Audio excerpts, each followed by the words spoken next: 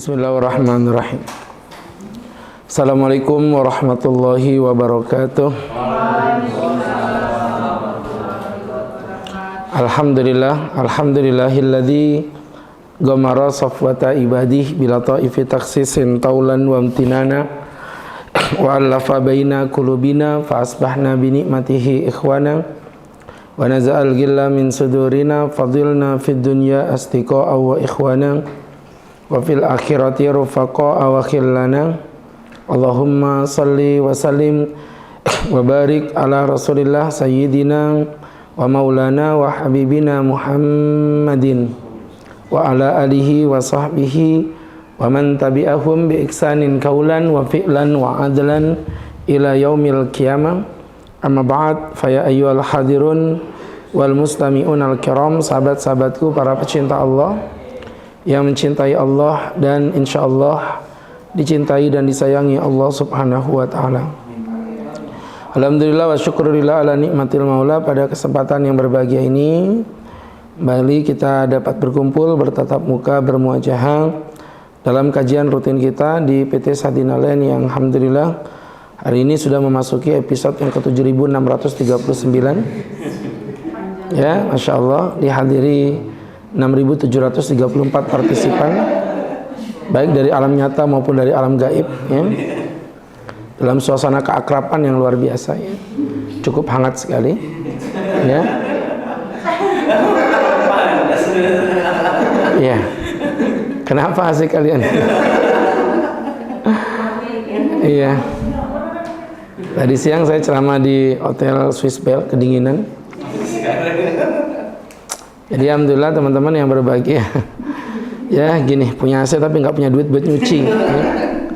Teman-teman, hari ini kita bicara tentang Utsman bin Affan. Kalau Abu Bakar kemarin kita berbicara tentang kewibawaan, kalau Umar kita berbicara tentang ketegasan, maka di Utsman bin Affan ini kita nanti akan lihat sebuah keindahan akhlak, ya, rasa malu yang luar biasa. Nanti kita lihat karakteristik dari Sayyidina Utsman bin Affan. Nama beliau clear, namanya sama dengan namanya, beda dengan Abu Bakar, ya. Abu Bakar itu kan kunyah, ya, kalau kunyah itu julukan dia, teman-temannya. Masih ingat nama Abu Bakar kemarin siapa? Abdullah bin Utsman At-Taimi, ya, itu nama beliau. Sedangkan Utsman ini ya namanya betul-betul Utsman. Beliau anaknya Affan, makanya disebut Utsman bin Affan, ya kan, bin Abil As bla bla bla bla. Ketemu dengan Rasulullah, nasabnya juga sama, tetapi tentu jalurnya dari jalur Al-Quraisy, bukan dari jalur Al-Hashimi. Artinya ya ketemu tapi agak jauh lah begitu, ya. Dengan Sayyidina Utsman bin Affan berbeda dengan Ali. Kalau Imam Ali kan betul-betul kerabat dari Bani Hashim. Bapaknya Ali adalah Abdul Muthalib. Abdul Muthalib itu adalah pamannya Nabi. Berarti ketemunya di kakeknya yaitu Abdul Muthalib, ya. Ali bin Abi Thalib bin Abdul Muthalib. Kalau Nabi Muhammad bin Abdullah bin Abdul Muthalib, begitu. Jadi ketemunya dekat. Nah, berangkat dari situ Utsman ini berarti bukan dari keluarga Nabi. Kemudian Utsman lahir dari Bani Umayyah.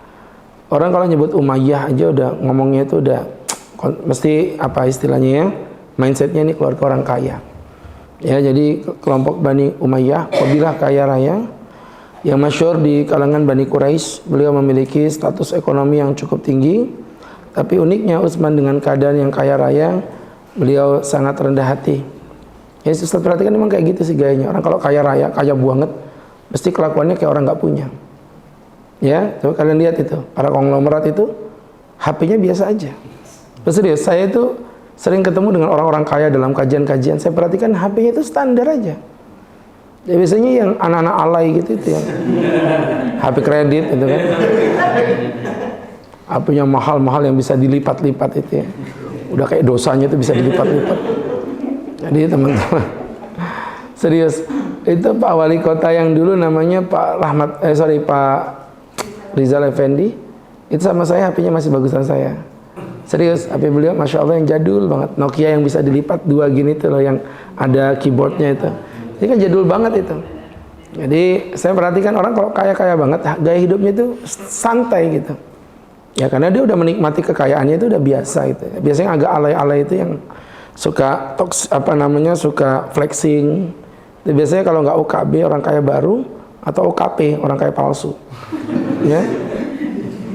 Jadi seperti itu. Jadi orang itu kalau kaya sekalian, kalau miskin sekalian. Oh iya, kayak gini kan tanggung. Dibilang kaya enggak, dibilang enggak memang. Jadi teman-teman yang dimuliakan Allah Subhanahu wa taala, insyaallah jadi orang kaya semua. Amin. Ya, kekayaan yang membuat kita tidak takut miskin, kekayaan yang memotivasi kita untuk semakin cinta kepada Allah dengan harta yang kita miliki. Baik, ketika ayahnya meninggal, Utsman ditinggalin harta turun waris yang luar biasa. Jadi memang Utsman ini bisa dibilang kaya asli, gitu. Kan ada beberapa orang tuh kayaknya kaya dengan ikhtiar sendiri. Ya, mohon maaf ya, saya ngobrol dengan Pak Wali Kota yang hari ini, Pak Rahmat Masud. Saya bilang, Bapak dulu almarhum bapaknya apa? Kok keluarganya bisa kaya semua? Dia bilang, Bapak saya bukan siapa-siapa, bukan pengusaha. Jadi teman-teman ini, saudara-saudaranya itu semuanya kayanya itu karena ikhtiar semua, bukan karena turunan Pak Ustadz, Masya Allah. Ya, nah itu jadi inspirasi kita. Jadi teman-teman yang berbahagia, saya masih kecil itu membayangkan kayak apa ya enaknya bisa masuk hotel. Ibu saya bilang begini, kamu jangan minta ibu ke hotel. Kamu punya cita-cita yang kuat, kumpulin duit yang banyak supaya kamu bisa masuk hotel dengan uangmu sendiri. Yang mulai sekarang keturutan. Ya, masuk hotel masuk sesuatu yang biasa kalau diundang pengajian. Enggak bayar, Kak, ya. Jadi teman-teman, malah pernah saya diundang di hotel yang ini, di Hotel Bundaran HI itu. Satu malamnya harganya 5 juta. Ketika dengar itu saya telepon yang ngundang, Mas kamu itu kayak apa sih? Saya kok ditaruh hotel begini? Kurang bagus, Tat. Saya carikan yang lebih bagus. Enggak, mentahannya aja ya. Dan saya kan biasa tidur di masjid ya. Iya, Ustadz dulu kalau ke Jakarta mana pernah ke hotel, tidur di masjid. Masjid Sunda Kelapa itu tempat tidur saya itu di emperannya itu. Iya, waktu dulu masih mahasiswa, ngajuin beasiswa ke Mesir bla bla itu, kami tidurnya di masjid. Jadi kalau ditaruh di hotel harga 5 juta itu, jiwa miskinku meronta-ronta. Coba kasih mentahannya aja ya. Jadi teman-teman yang berbahagia, yang dimuliakan Allah Subhanahu wa taala. Nah, beda dengan Utsman ini memang kaya turunan, ya, memang kaya turunan. Ibunya nyambung ke Nabi, yaitu Arwa binti Khurais bin Rabi'ah bin Khubayb bin Abdus Syams, dan neneknya bernama Ummu Hakim Bidah binti Abdul Muthalib. Jadi ternyata neneknya Utsman itu bibiknya Nabi. Cuman kan orang Arab itu kalau versi ibu nggak dianggap. Maksudnya kalau dari versi ibunya dekat banget. Orang neneknya itu bibiknya Nabi. Ya, saya punya nenek saya bibi Anda.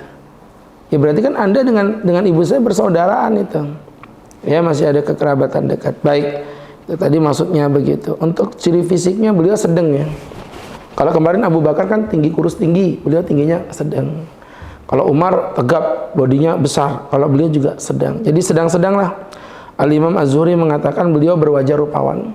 Ya kurang lebih kayak Ustadz. Ya. Ustadz siapa? Ustadz Arifin Ilham. Orang belum selesai ngomong nyaut aja. Kalian kenapa sih tidak bisa ngeliat saya bahagia dikit?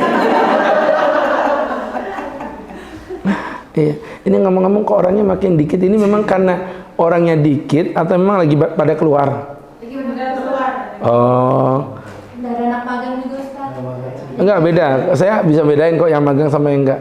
Ini kayaknya agak berkurang. Enggak apa-apa sih, takutnya ada PHK massal gitu. Oh ya sudah. Berarti kalian dalam kondisi baik-baik aja kan gitu kan? Oke. Enggak, takutnya mukanya kayak muka-muka takut gitu kayak. Oh, kayaknya makin lama makin minimalis gitu ya. Oke. Jadi teman-teman yang dirahmati Allah, soalnya habis pengurangan karyawan biasanya ada pengurangan ustadz juga begitu. Kelihatan dari kue saya makin mengecil.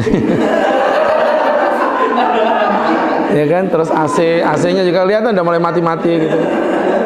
Ya kayaknya bentar lagi pada diusir semua gitu. Baiklah. Baik, kemarin terakhir ketemu sama Mas Dodi di BRBU ya, BRBU. Apa? Iya betul ya, BRBU ya. Bebas riba, bebas utang. Insyaallah ya. Saya pikir orang kaya, ternyata banyak orang banyak hutang. Baik teman-teman. Ya. Untuk pertama kalinya orang kaya saya suruh megangin payung kayak begini. Jadi kan ceramahnya di luar, panas. Saya bilang, wah ngajak kelahi orang ini. Ya kan belum tahu dia. Saya ceramah panas-panas, emosi, sama kayak di sini nggak ada asinya tadi. Beliau dijuluki dengan Dzun Nurain. Ada yang tahu artinya? Dzun Nurain. Dzun, orang yang punya Nurain. Nurain apa Nurain? Nur, cahaya. Kalau Roin itu berarti dua. Maka Dzun Nurain memiliki dua cahaya. Kenapa beliau dijuluki memiliki dua cahaya, teman-teman yang berbahagia? Karena beliau menjadi satu-satunya manusia di muka bumi yang bisa menikahi dua putri Rasulullah Sallallahu Alaihi Wasallam. Tapi nggak bersamaan ya. Kalau nikah dua perempuan bersaudari haram. Mempoligami dua perempuan bersaudari. Misalnya Ustaz nikah dengan Dina. Nah Dina punya adik namanya Dini. Itu Ustaz menikah dengan Dina. Boleh nggak nikah sama Dini? Nggak boleh, haram.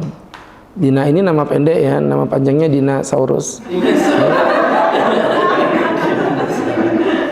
Adiknya namanya Dini, berarti nama panjangnya Dini. Dini yang mati. Ya. Jadi ketika Ustaz nikah dengan Dina, Ustaz nggak boleh nikah dengan Dini. Tapi kalau Dina Ustaz cerai, boleh nggak Ustaz nikah dengan Dini? Boleh. Jadi Ustaz menikah dengan adiknya itu kalau orang Jawa bilang turun ranjang. Tahu turun ranjang ya? Ya biasa tidur di ranjang, ini delusup di bawah kolong. Itu namanya turun ranjang. Ya seperti itu. Tapi kalau bersamaan haram. Nah makanya waktu itu kok Utsman menikahi dua putri, berarti kan haram Pak Ustadz. Ya kan nggak bersamaan. Beliau pertama nikah dengan namanya Ruqayyah, putri Nabi. Ya, putri Nabi namanya Ruqayyah. Setelah itu Ruqayyah meninggal dunia. Nabi nikahkan dengan Ummu Kulthum. Dinikahkan dengan Ummu Kulthum meninggal dunia. Nabi bilang gini, Utsman, andai kata aku masih punya putri, aku nikahkan dengan engkau. Karena waktu itu Fatimah sudah menikah dengan Ali bin Abi Thalib. Ya, Insya Allah ini luar biasa. Nabi kalau saya lihat, Masya Allah ya, tidak terlalu mementingkan daripada level derajat keturunan. Sekarang kan dikit-dikit begitu. Oh, ini keturunan Nabi.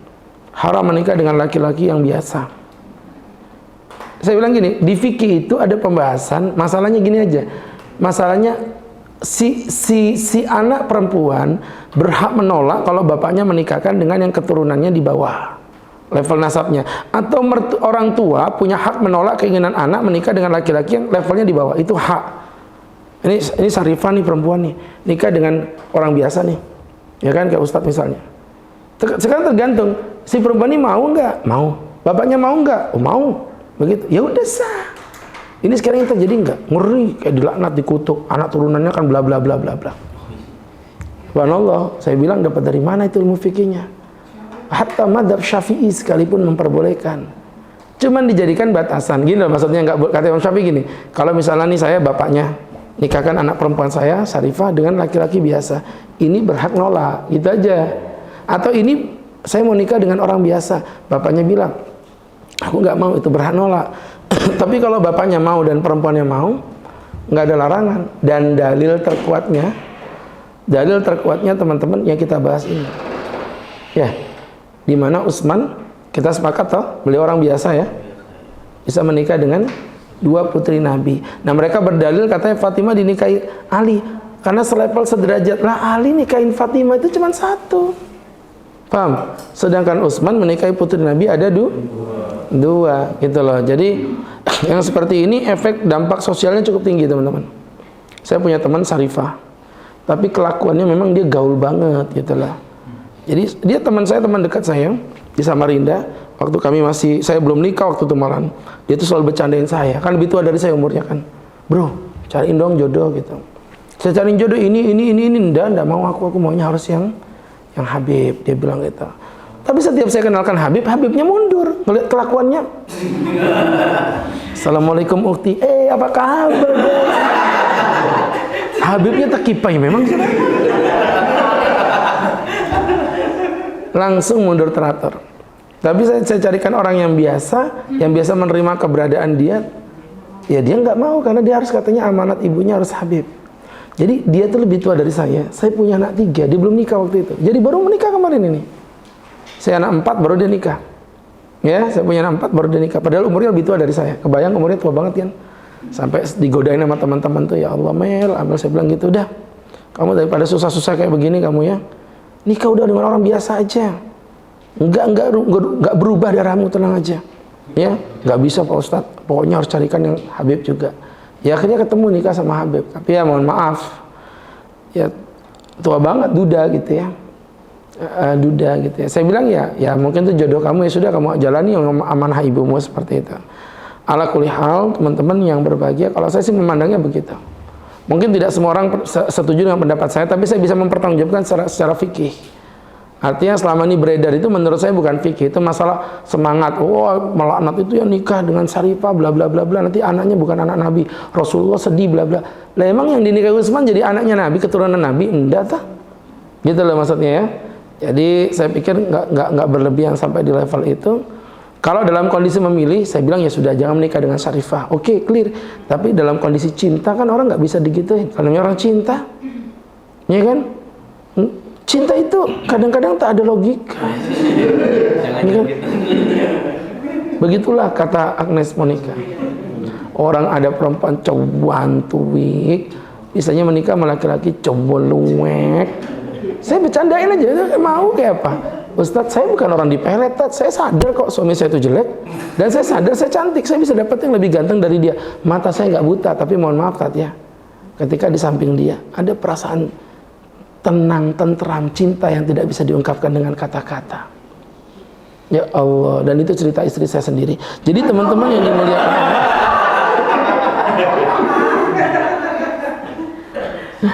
jelas ya. Baik, kenapa Nabi memilih Utsman sampai jadi mantu 2 kali, double mantu? Ya kan? Yang pertama, langsung jawabannya 1 aja sih, cuma nanti terbagi jadi 2. Jadi jawabannya 1 tapi terbagi jadi 2. Jadi ada 2 tapi nanti dikumpulkan jadi 1 gitu ya. Ya sudah, nanti kita bahas minggu depan. Baik, kemudian kita lewatin. Biasa aja, nggak usah ngeluh gitu. Baik teman-teman yang berbahagia, kenapa Nabi memilihnya 2 kali? Karena Utsman sudah lewat ujian yang berat sebanyak 2 kali. Ujian beliau yang pertama adalah sebagai as-sabiqun al-awwalun, sebagai kelompok Islam yang pertama. Jadi di kalangan para sahabat Nabi itu ada namanya as-sabiqun al-awwalun. Teman-teman tahu as-sabiqun al-awwalun? Kelompok orang-orang yang menerima Islam di masa-masa awal. Teman-teman beda ya, jauh beda ya. Contohlah di pesantren kami termasuk santri-santri pertama. Waktu itu jumlah santri di tempat kami itu sekitar 300 sampai 400 orang. Teman-teman, sekarang ini pesantren isinya udah 14.000 orang. Sedangkan Ustaz 400. Kalian tahu Pak Kiai itu sangat apal semua santrinya di masa-masa awal. Kenapa? Karena beliau juga tahu perjuangannya. Ini mohon maaf ya, saya kasih contoh ya. Anak saya ngeluh, karena anak saya itu mondok di pondok yang saya mondok. Dengan kiai yang sama, bayangin. Bapaknya dulu sekolah di situ masih unyu-unyu, masih kecil. Sekarang bapaknya udah tua, anaknya mondok di situ juga. Anak saya ngeluh, Abi, makanannya tahu tempe. Saya bilang, kamu tahu tempe aja ngeluh, Abi dulu nggak makan. Loh bener, kalau nggak punya duit nggak makan kita. Jadi kadang-kadang kehilangan duit nggak makan, dan kita kelaparan biasa, itu kita rasain gitu.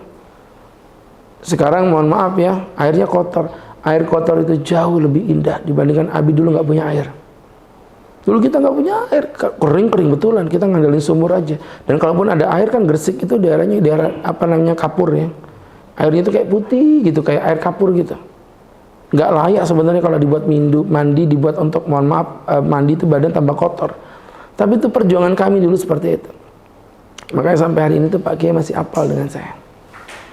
Ya, perjuangan kita di masa-masa awal. Pokoknya yang awal-awal itu pasti berkesan. Ya, teman-teman yang berbahagia, yang dimuliakan Allah Subhanahu wa taala. Ini jadi pembelajaran untuk kita bersama. Maka teman-teman, Nabi kagum karena Utsman termasuk as-sabiqunal awwalun yang merasakan pahitnya di blokade. Ya, masa-masa awal itu kan Islam diblokade sama orang kafir Quraisy. Nggak pedagang nggak ada yang mau berjual sama mereka. Pokoknya ekonomi diblokade, mereka kelaparan sampai memakan rerumputan dan dedaunan yang ada di padang pasir kota Makkah. Makanya Nabi sangat mencintai Utsman karena Utsman melewati masa itu. Dan yang kedua, ternyata Utsman itu termasuk salah satu yang melakukan hijrah pertama. Kita kalau ngomong hijrah, otaknya langsung kemana? Kalau ngomong hijrah, otaknya langsung ke kota apa? Madinah. Padahal hijrah pertama itu ke Habasyah, bukan ke Madinah. Habasyah. Habasyah itu di mana? Habasyah itu dia di daerah Habasyah. Ya. Nah begitu ya, sampingnya itu kota yang berdampingan dengan Habasyah. Jadi teman-teman yang berbahagia, yang dirahmati Allah, jadi ada yang tahu di mana Habasyah? Dengerin dong, fokus. Habasyah itu daerah, ya teman-teman yang dirahmati. Astagfirullahaladzim. Fokus mbak, ya fokus. Jadi Habasyah itu teman-teman, dia masuk di kawasan di daerah yang ini kadang-kadang kita kurang tahu kalau kita nggak belajar gitu ya. Jadi nama daerahnya itu bernama itu tadi yang kita jelaskan tadi itu ya. Baik. Ya, ibu fokus dong, ya. Jadi Habasyah itu dengerin dulu, Iya, di sini gajinya berapa sih? Biasanya orang kalau gajinya rendah itu, gitu. Jadi teman-teman, ketahuan deh ya, subhanallah. Habasyah itu Ethiopia. Ethiopia itu seberangnya Mekah, lewatin laut. Jadi Arab sama Afrika itu kan dekat. Ini negara Arab, ini Afrika di sini dipisah dengan laut kecil, kayak Balikpapan Penajam lah. Nah itu namanya orang Habasyah. Dulu para sahabat itu hijrah pertamanya itu ke Habasyah. Rajanya namanya Raja Najasyi, seorang Kristen ya. Dan itu bukti bahwa Islam sejak zaman dulu kita nggak pernah angker sama orang yang beda agama. Dan yang keren di Gaza itu saya baru tahu kemarin waktu dibombardir, ternyata ada gereja-gereja yang dibom juga oleh Israel. Maka saya tuh nggak habis pikir yang orang Kristen tuh kok masih ngebelain Israel tuh kayak apa gitu. Orang Yahudi itu benci banget ya. Dan Yahudi itu meyakini Yesus itu anak zina. Di saat orang Islam sangat mencintai Yesus, ya kan? Dengan porsinya, dengan mengatakan Yesus itu adalah Rasulullah. Kita dibully, sedangkan mereka tuh mengatakan Yesus anak zina, dicintai. Saya tuh makanya nggak habis pikir, kok kalian tuh bisa-bisanya mencintai. Terus dipikirnya Gaza itu isinya Islam semua, Kristen di situ banyak, gereja optik itu banyak sekali di sana. Ya, jadi teman-teman yang berbahagia, terus yang buka Bible-mu yang membunuh Yesus itu siapa? Orang Israel, Yahudi. Lah kok kamu bisa berdamai dengan orang yang membunuh Tuhanmu itu piye toh? Ya kan? Ya Allah, aku tapak memang mulutmu baru tahu rasa. Ceritanya ini kan namanya orang media, ada syuting ini. Susah kalau orang gagal kamera. Iya, dalam ilmu kamera itu kita kalau depan kamera mengungkapkan perasaan seakan-akan orangnya dari situ, gitu loh. Baiklah. Susah kalau ngomong beda intelektualitas.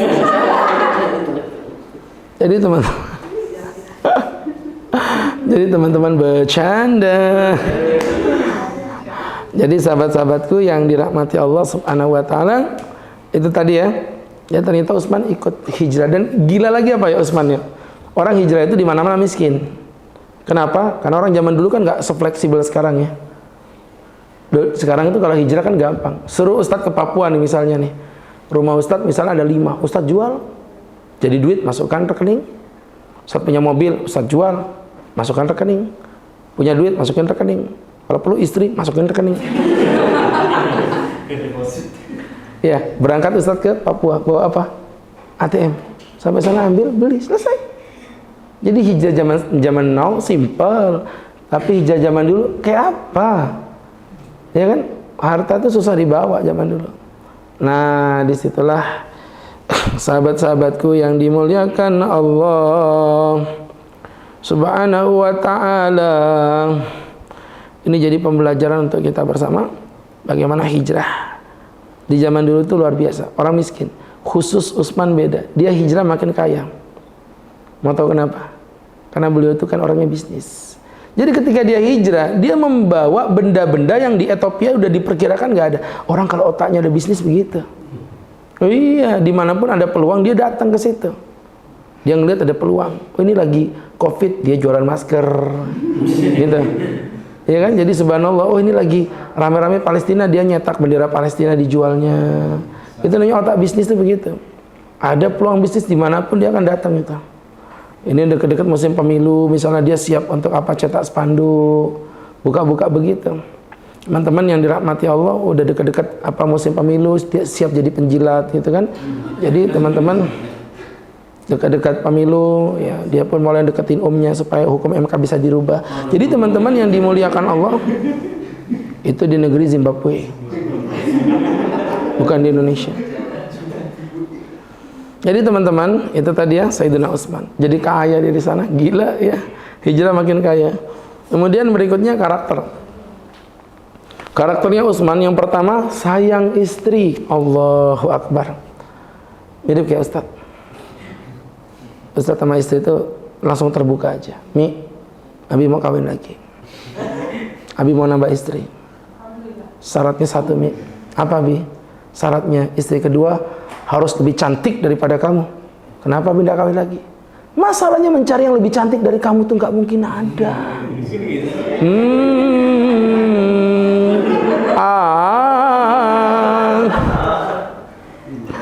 Saya tidak rekomendasikan Bapak praktekkan itu, karena itu hanya untuk kalangan profesional ya.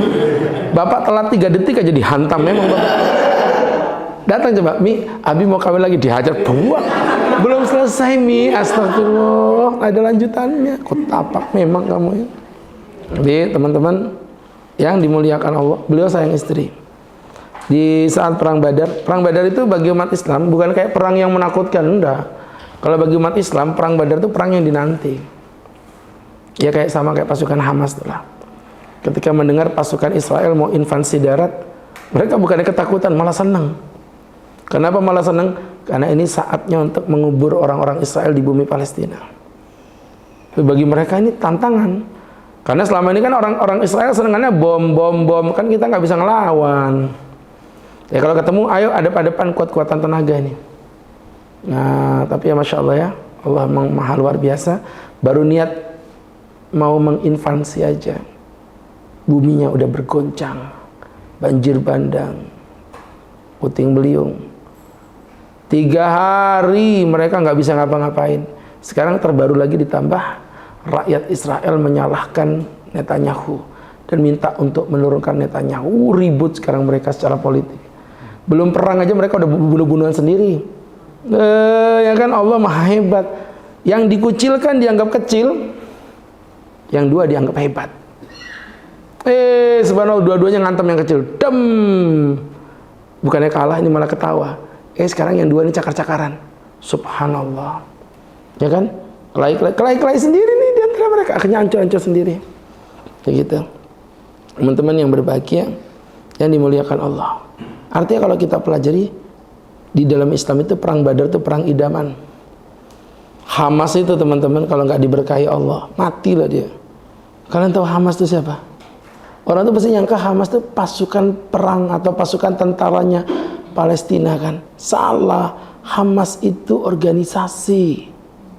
Kebayang nggak sih Banser misalnya ngelawan Korea Utara gitu? Hah? Kebayang nggak misalnya FPI gitu kan, terus perang melawan Rusia gitu? Itu nggak usah diserang, didehemin aja mati semua sudah. Nggak imbang lah, ibaratnya Persiba lawan Chelsea. Belum tanding udah salaman, mohon maaf lahir batin ya. Udahlah, silakan kalau mau ngegulin silakan, pasrah ya. Kan nggak imbang guys. Seperti itulah Hamas itu pasukan ormas. Hamas itu bukan negara. Yang dilawan Israel. Israelnya mah kecil tapi didukung sama siapa? Amerika, Eropa punya, naudzubillahi min dzalik. Itu kalau bukan pasukan yang dibelai Allah. Jadi ceritanya itu teman-teman, kemarin itu ada Syekh Hamas, bukan kemarin, maksudnya bertahun-tahun yang lalu. Dia datang ke Balikpapan, Ustadz dijadikan penerjemah. Ada seorang seorang pemuda. Dia, kalau saya nggak salah waktu itu masih zaman total ya. Syekh, apakah Anda butuh tenaga kami? Kalau enggak, kalau iya, saya siap mengkoordinasi teman-teman untuk berangkat ke Palestina mendukung Hamas. Kata Syekh Hamas tadi, kami tidak butuh tenaga kalian. Jangankan kalian, orang Palestina aja daftar Hamas kami tolak, nggak semuanya kami terima. Syarat minimum jadi pasukan Hamas, minimal hafal Quran 30 juz. Jadi yang kayak gini-gini nih.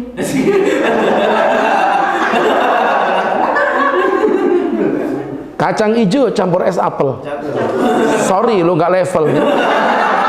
Aduh teman-teman. Ini malah ngabis-ngabisin makanan. Ketawain pasukan Hamas, ngapain kau kesini?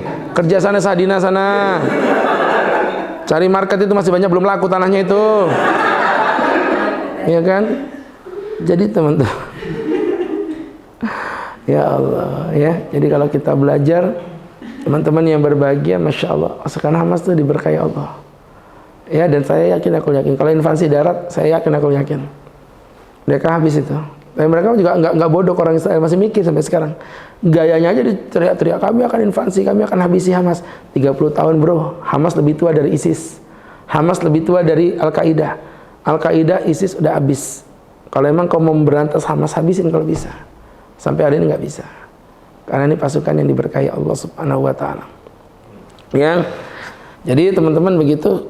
Nah, ketika terjadi perang Badar, Utsman tuh galau. Kenapa? Karena bersamaan dengan terjadinya sakit kerasnya Ruqayyah. Nabi angkat tangan, Nabi memberikan kesempatan pada Utsman untuk berpikir.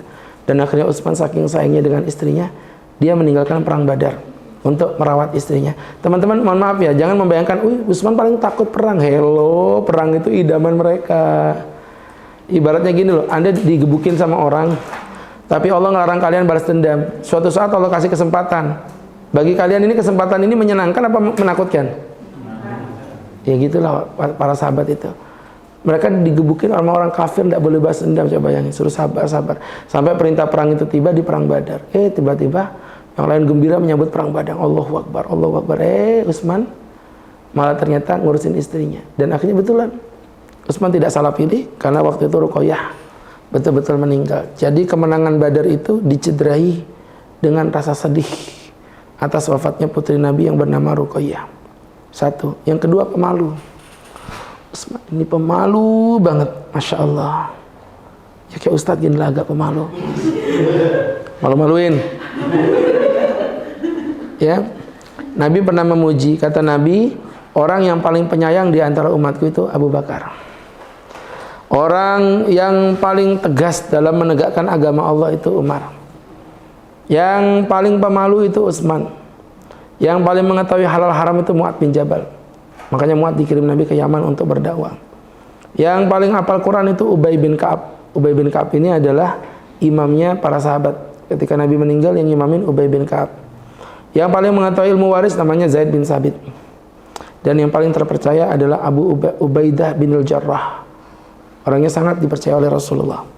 Nah, yang unik di sini Utsman tadi dijuluki dengan pemalu. Jadi teman-teman, orangnya sungkanan gitu. Kan malu itu bagian dari agama. Kenapa perempuan-perempuan sekarang itu gak punya moral? Joget depan TikTok.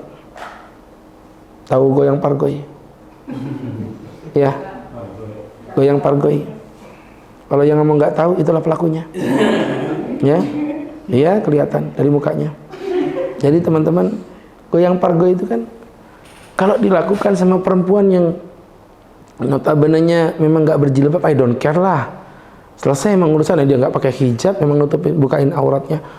Yang melakukan perempuan berjilbab, bahkan bercadar. Poinnya satu aja, nggak punya rasa malu. Ya, sudah nggak punya rasa malu. Pelacur menjual tubuhnya untuk mencari uang. Haram, salah, tapi setidaknya masih lumayan. Dia bisa jadi mencari uang untuk keluarganya lah. Masih lumayan dibandingkan dengan perempuan yang joget-joget di depan media sosial hanya untuk mendapatkan like, share, and subscribe. Nggak dapat apa-apa, dia nggak dapat duit, cuma dapat popularitas. Ya, seperti itu. teman-teman yang dimuliakan Allah. Dan yang terakhir, beliau adalah orang yang sangat dermawan ya. Orangnya dermawan banget teman-teman. Ini luar biasa kalau kita pelajari jamaah yang dimuliakan Allah. Beliau telah menyumbangkan 10.000 dinar. 30.000 dinar. Beliau juga yang menyedekahkan sumur Ar-Rumah. Ar-Rumah itu yang menjadi PDAM Madinah. Yang dari situ akhirnya membuat Utsman menjadi satu-satunya orang di dunia yang memiliki rekening di saat orangnya udah nggak ada ribuan tahun yang lalu. Ya, wallahu a'lam bishawab. Baik teman-teman, itu berkaitan dengan yang Ustaz jelaskan tentang Sayyidina Utsman. Kemudian ini bisa menginspirasi kita ya untuk bisa mengikuti jejak-jejak beliau. Menyisakan penjelasan tentang Sayyidina Ali nanti kita lanjutkan di pertemuan 2 pekan berikutnya dengan izin Allah. Silakan teman-teman buat yang mau bertanya, Ustaz berikan kesempatan. Saya ada teman memiliki pertanyaan ada jadi dia kemarin kan dia mau nikah lagi, terus dia ngantar undangan ke rumah mantan mertuanya, terus sama mantan mertuanya disuruh ngebalikin mahar.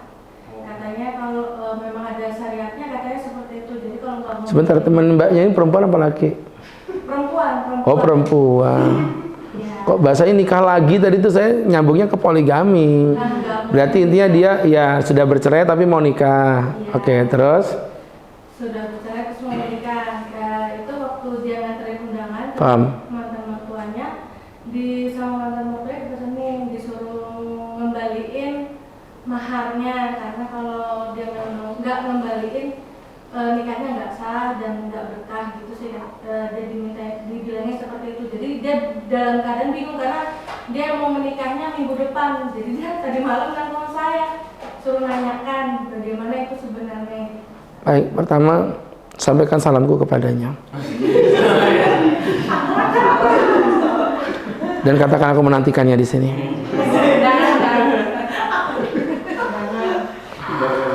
Gini ya teman-teman ya, dengerin Ustaz ya. Allah berfirman, "Famastamta'tum minhunna fa'atuhunna ujurahunna fariidha." Dan apa yang sudah kau nikmati dari istri-istrimu, maka bayarlah upah mereka, maksudnya mas kawin mereka secara berketetapan. Yang ada di Quran itu larangan meminta kembali mas kawin yang sudah diberikan. Lah situ udah nyicipin kok minta dibalikin gimana? Paham nggak? Nih, saya jualan susu beruang. Tat, saya beli tat ya. Tat balikin lagi. Ku hajar memang kau. Iya. Ngerti nggak maksudnya? Kan sudah terjadi hubungan seks. Kok minta dikembaliin mas kawin itu piye? Kembali mas kawin itu kalau dia belum berhubungan seks terjadi cerai. Itu pun yang kembali cuma cashback 50%. 50% baliknya. Ya, yang dikembalikan 100% itu kalau terjadi fasakh. Misalnya mohon maaf, menikah ternyata kemaluannya itu ada penyakit sehingga tidak bisa berhubungan seks. Kalau itu bisa dikembalikan 100% karena itu pembohongan, penipuan. Nah, seperti itu. Tapi kalau yang kayak tadi nggak ada, Mbak. Apalagi udah berumah tangga, udah berhubungan kan? Udah punya anak, ya sudah. Udah 5 tahun yang lalu dan suaminya juga udah meninggal gitu. Mantan suaminya juga. Nggak ada mengembalikan mas kawin. Jadi nggak perlu ya Ustaz? Nggak ada, malah haram kalau dikembalikan. Kasihan si mayat. Iya, gitu ya. Jadi suruh menikah, nggak pakai mengembalikan, kata Pak Ustadz, aman semua. Bahkan kalau kamu kembalikan malah dosa. Ya kalau bapaknya nggak terima suruh datang ke sini. Ke Sadina. Suruh ngapain Tat? Beli rumah. Masa mau kelai? Oke, ada yang lain?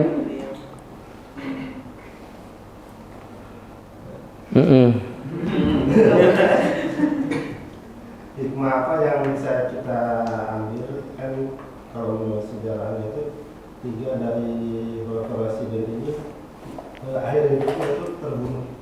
Apakah itu petanda perpecahan seperti kata Rasulullah di akhir zaman? Ya jadi sebenarnya kan konsep dasarnya kalau kita belajar ya, Islam itu kan merupakan sebuah produk persembahan Nabi. Ketika Nabi meninggal, Islamnya udah sempurna, tapi proses mematangkan itu kan butuh waktu. Paham maksudnya ya? Disitulah sehingga kalau kita pelajari kematangan para sahabat tidak langsung berubah ceklik begitu, enggak. Kalau saya melihat itu proses. Kita disuruh Allah untuk belajar. Ya, dan itu dalam rumah tangga juga begitu. Rumah tangga itu ketika di masa-masa awal pernikahan pasti ada cekcok, kelahi lah macam-macam. Itu proses pematangan. Para sahabat juga begitu. Abu Bakar meninggal itu normal. Selain itu semuanya meninggal dibunuh. Tapi kalau saya lihat dibunuhnya pun sebenarnya pembunuhnya itu bukan pembunuh gara-gara perpecahan gitu, enggak. Kayak misalnya Umar itu dibunuh oleh Abu Lu'lu'. Abu Lu'lu' itu budak yang sakit hati karena fatwanya Umar. Jadi bukan karena perpecahan.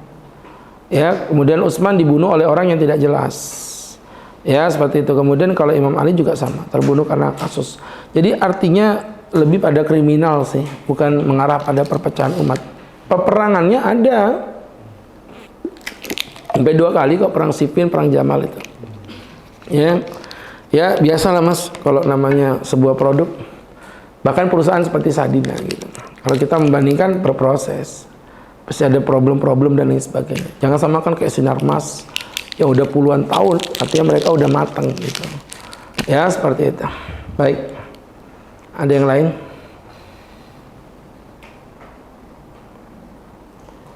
Silakan, ada yang lain? Ada yang lain? Ada yang lain? Kenapa ngomong jadi begini ya? Ada yang lain? Yakin kadada nama takun? Kadada. Baik, amun kadada kita cukupkan sekian dulu lah. Kemudian bisa diambil manfaat dan hikmah untuk kita bersama. Barakallahu fiik, dan kita tutup kajian kita dengan bersama-sama berdoa kepada Allah Subhanahu wa taala. Amin amin. Alhamdulillah rabbil alamin, hamdan yuwafi ni'amahu wa yukafi mazidah. Ya Rabbana lakal hamdu kama yanbaghi li jalali wajhika wa 'azimi sultanik.